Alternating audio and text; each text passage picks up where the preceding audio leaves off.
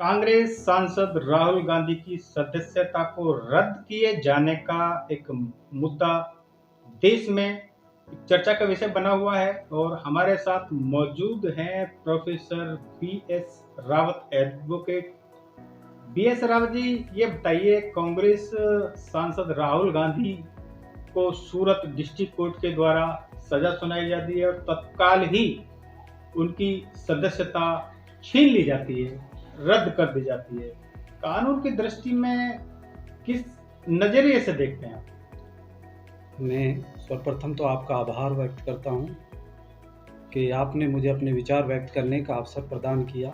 ये एक आज देश में एक ऐसा ज्वलनशील मुद्दा है जिस पे पूरा देश अपने अपने विचार व्यक्त कर रहा है। देश का हर बुद्धिजीवी उस पर अपने विचार दे रहा है। मैं बताना चाहूँगा, यदि कानूनी प्रक्रिया से मैं इस सदस्यता के बारे में आपको बताना चाहूँ तो मैं बताना चाहूँगा, धारा 499 और 500 में जो मानहानि के मुकदमे उनके विरुद्ध सूरत न्यायालय में दाखिल किया गया था, उसमें मैक्सिमम जो पनिशमेंट है वो 2 साल का और प्लस में कुछ अर्थदंड की व्यवस्था की गई है। यह मुकदमा आज से वर्ष करीब 2 या 3 वर्ष पहले सूरत न्यायालय में दाखिल किया गया, लेकिन हाल ही में जब ये फैसला आया है तो एक ऐसे समय पर आया है जब जनता राहुल से कुछ मंशा रखी हुई थी। यहाँ का जो जनमानस है, जो आवाम है, वो राहुल की तरफ देख रहा था, क्योंकि राहुल संसद में बार बार कह रहा था कि मुझे बोलने का वक्त दिया जाए और मैं अडानी पर 20,000 जो करोड़ का एक मुद्दा चल रहा है उस पर अपने विचार व्यक्त करना चाहता हूं और देना चाहता हूं। लेकिन उस समय इस सदस्यता का माननीय जिला न्यायालय के द्वारा सदस्यता को निरस्त करना और उसका संसद के सदस्य में के रूप में न रहना देश के लिए और जनता के लिए एक बहुत ही सोचनीय और समीक्षा का विषय बन गया है, क्योंकि जिला न्यायालय ने तो सजा दी है, सदस्यता तो लोकसभा सचिवालय ने की है। मैं बताना चाहता हूं, संविधान का अनुच्छेद 102 और जनप्रतिनिधि कानून 1951 की धारा 8(3) में ये स्पष्ट रूप से लिखा हुआ है कि जब भी किसी न्यायालय द्वारा किसी भी जनप्रतिनिधि को 2 वर्ष की सजा सुना दी जाती है तो उसकी सदस्यता वहीं पर रद्द हो जाती है। यह लोकसभा ने केवल एक नोटिफिकेशन जारी किया है कि ऐसा प्रोविजन है।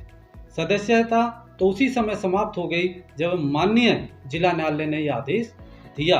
लेकिन मैं इस बात से भी सरोकार रखता हूं कि जनता आज राहुल की तरफ देख रही थी।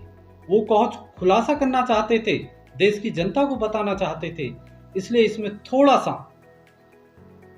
विलंब होना चाहिए था। या तो सदस्यता पहले ही समाप्त होनी चाहिए थी या उसके बाद, क्योंकि ये भी प्रक्रिया है कि ऑर्डर पे थी। पहले कैसे हो जाती?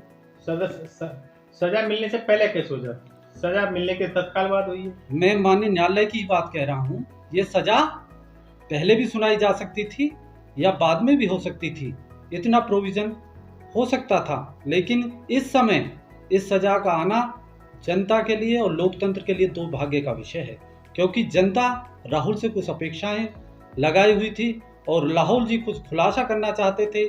जनता उस खुलासे से रूबरू नहीं हो सकी है और राहुल जी संसद की सदस्यता से वंचित कर दिए गए हैं। न्यायपालिका ने जो सजा सुनाई है वो तो अपने सिस्टम के तहत जो उनका एक था, तभी एक समय की सीमा के अंदर ही सुनाई। मैं समझता हूँ वो एक समय सीमा था और उस दिन की डेट्स थी, वहाँ पर अनाउंस था, ऑर्डर फाइल था, ऑर्डर को अनाउंस करना था। लेकिन बहुत ऐसे न्यायालय में पेंडिंग केस हैं जो और भी चल रहे हैं, मानहानि के भी केस हैं और अन्य केस भी हैं, जिनमें आज तक जो राहुल से पहले फाइल किए गए हैं उनमें तो डिसीजन नहीं आए हैं। राहुल जी के डिसीजन में इतनी तत्परता क्यों थी?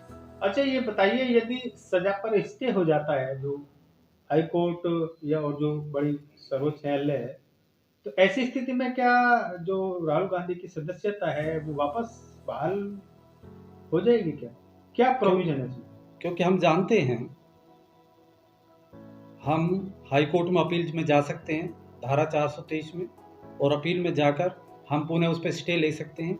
स्टे लेने के बाद ये माननीय स्पीकर के विवेक पर निर्भर करता है और आदेश पर निर्भर करता है स्टे पे वो इससे संबंधित क्या डायरेक्शन देते हैं, और माननीय स्पीकर महोदय के विवेक पर निर्भर करता है कि उस पर वो क्या अमल करते हैं। BS रावत जी, एक सवाल ये आता है कि इससे पहले भी कई राजनीतिज्ञों, जिसमें कि लालू यादव को भी कह सकते हैं और हरियाणा के पूर्व मुख्यमंत्री ओम प्रकाश चौटाला को भी कह सकते हैं, और रामपुर के जो सांसद हैं, विधायक हैं आजम खां और उनके बेटे अब्दुल्ला आजम, तो सजा के बाद तो इनकी भी सदस्यता छिनी है। आखिर राहुल की सदस्यता पर इतना हंगामा क्यों? मैं बताना चाहता हूँ, राहुल की सदस्यता आज से पहले लगभग मेरे संज्ञान में 32 विधानसभा और सांसदों की लगभग सदस्यता खत्म की गई माननीय न्यायालय के द्वारा। लेकिन राहुल जी एक ऐसे समय, राहुल जी की जो सदस्यता खत्म की गई उस समय की गई है जब वो जनता के सामने कुछ खुलासा करना चाहते थे संसद में। वो बताना चाहते थे कि मुझे उस समय दिया जाए बोलने का, जब सत्र चल रहा था और राहुल जी कुछ बताना चाहते थे जनता को, बार बार वो स्पीकर से मांग कर रहे थे कि मुझे समय दिया जाए और जिसपे मैं कुछ खुलासा करना चाहता हूँ 20,000 करोड़ का अडानी जी पर, लेकिन उस समय उनकी सदस्यता से उन्हें हाथ धोना पड़ता है और वो वंचित कर दिए जाते हैं। इसलिए जनता इस के लिए आतुर थी और सुनना चाहती थी और समझना चाहती थी वो क्या खुलासे हैं जिन्हें राहुल जी से खोलना चाहते थे। सदन में राहुल गांधी को बोलने का मौका तो पूरा दिया है, उन्होंने अपनी बात भी रखी है, लेकिन मैं बताना चाहता हूं, जब भी राहुल जी ने अपनी जब बात रखी है उससे पहले ये लोकतंत्र के लिए दुर्भाग्य का विषय है। तो बताना चाहूँगा चैनल के माध्यम से, ना तो आज विधानसभा में प्रॉपर तरीके से चल पा रही है, ना संसद चल पा रही है। जब सत्ता पक्ष अपना पक्ष रखता है तो विपक्ष हंगामा करता है, और जब विपक्ष अपना पक्ष रखता है तो सत्ता पक्ष हंगामा कर देता है, वॉकआउट करता है, और संसद का समय बर्बाद हो जाता है। लोकतंत्र की रक्षा, लोकतंत्र की सुरक्षा के लिए संसद का चलना उतना ही अनिवार्य है जितना जीने के लिए ऑक्सीजन का। ये तो आप बता रहे हैं जो सत्ता पक्ष और विपक्ष ये बारी बारी से हंगामा करते हैं, सदन नहीं चलने दिया जाता, स्थगित कर दिया जाता, तो ये परंपरा कोई पहली नहीं तो है नहीं, ये तो हमेशा से चली आ रही है। पूर्व अगर हम इतिहास को खोल के देखें, जो पहले संसद में चलते थे उसमें हमें एक मिसाल कायम मिलती थी, एक प्रेरणा मिलती थी कि इतने घंटे संसद चला, इतने दिन संसद चला, इतने दिन विधानसभा चली है, इतने घंटे चली है। लेकिन अब घंटे और दिनों की बात तो खत्म हो चुकी है। पहले ये काउंट किया जाता था कितने घंटे चली है, लेकिन हाल ही में कुछ वर्षों में ऐसा हो रहा है कि संसद और विधानसभा में हंगामे अधिक हो रही हैं, जो लोकतंत्र के लिए घातक है। क्या लोकतंत्र खतरे में, क्या मानते हैं आप? जैसे कि राहुल गांधी कहते हैं उनको बुलाया जाता है स्पीच देने के लिए फॉरेन कंट्री में, और राहुल गांधी कहते हैं कि भारत में लोकतंत्र खतरे में है, विपक्ष की आवाज को दबाया जा रहा है, क्या मानते हैं? मैं, राहुल जी का तो अपना विचार है जो उन्होंने वहां पर प्रस्तुत किया है। मैं तो ये कहना चाहूँगा, लोकतंत्र के 4 महत्वपूर्ण स्तंभ हैं। कार्यपालिका है, न्यायपालिका, विधानपालिका और आपकी प्रेस, जिसके माध्यम से आप मेरे विचार ले। विधानपालिका कार्य कानून बनाना है, कार्यपालिका का काम लागू करना। लोकतंत्र खतरे में कैसे है भारत? मैं वही आपके सामने प्रस्तुत करना चाहूँ। और न्यायपालिका का कानून की व्याख्या करना है कि वो सही है या गलत है, और प्रेस का कार्य उनको जन जन तक पहुंचाना है, अंतिम बैठे व्यक्ति तक उसको पहुंचाना है।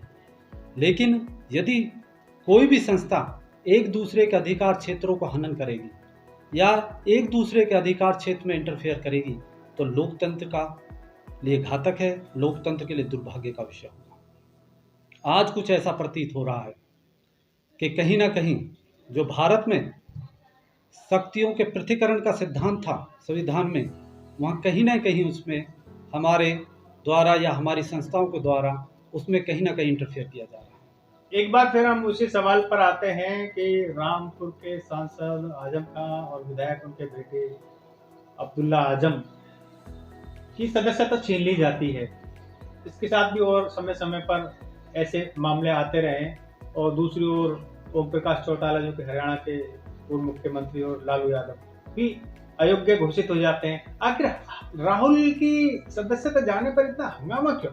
राहुल जी एक जनता के सामने एक बहुत बड़ा खुलासा करना चाहते थे संसद में वो बार बार कह रही हैं। जनता उस खुलासे से रूबरू नहीं हो पाई है। वो क्या खुलासा करना चाहते थे, जनता को इस बात का खेद है। राहुल की सदस्यता जाना या ना जाना ये कानूनी प्रक्रिया है, कानून ने अपना काम किया है, लेकिन जनता इस बात से दुखी है कि राहुल जिस खुलासा को संसद में करना चाहते थे हम उसको नहीं सुन पाए हैं और उसको नहीं समझ पाए। यदि कानून ने सही काम किया है तो ये दुर्भाग्यपूर्ण क्यों है? दुर्भाग्यपूर्ण इसलिए है, जो खुलासा करना चाहते थे राहुल जी, वो कौन सा खुलासा है?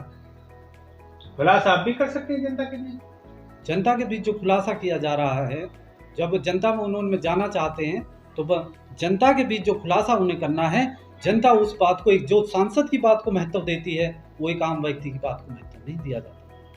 यानी कहीं ना कहीं आप मानते हैं कि इसमें सरकार के इशारे पर ये विपक्ष की आवाज को दबाने का एक प्रयास है। मैं इस बात से नहीं कहना चाहता कि विपक्ष की आवाज को दबाया जा रहा है, लेकिन मीडिया, टीवी, अन्य माध्यम से यह प्रतीत होता है कहीं ना कहीं इंटरफेयर किया जा रहा है। मतलब प्रत्यक्ष या प्रत्यक्ष रूप से कहीं ना कहीं उसमें इंटरफेयर है।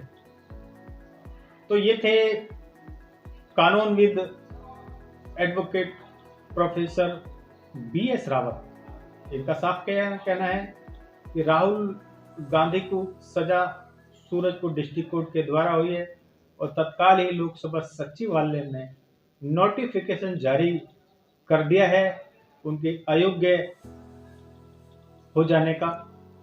तो इस तरह से ये कहीं ना कहीं सरकार के द्वारा या सत्तारूढ़ पार्टी के द्वारा विपक्ष की आवाज को दबाने का एक खुला प्रयास है।